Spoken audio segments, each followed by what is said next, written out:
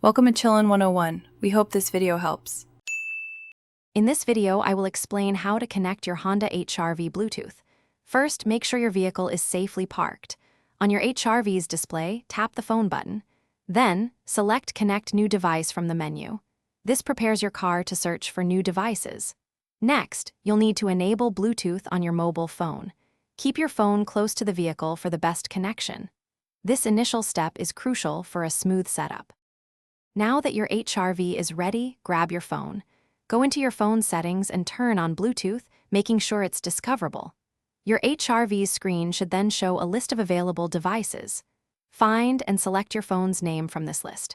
A pairing code will appear on both your HR-V's display and your phone. Double-check that these codes match exactly, then confirm the connection on both devices. This ensures a secure link. Once paired, you can enjoy the convenience of Bluetooth in your HR-V. You can now make and receive hands-free calls, keeping your focus on the road.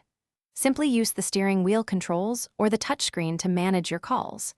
You can also stream your favorite music, podcasts, or audiobooks directly from your phone to the car's speakers.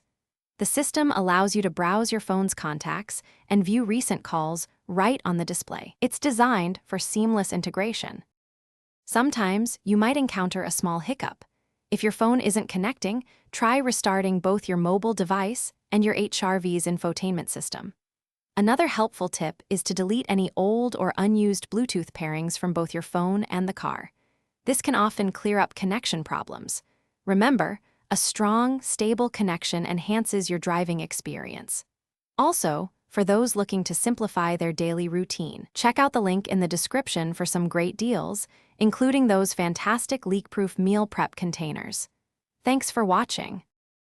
Thanks for watching. Consider subscribing if we helped you.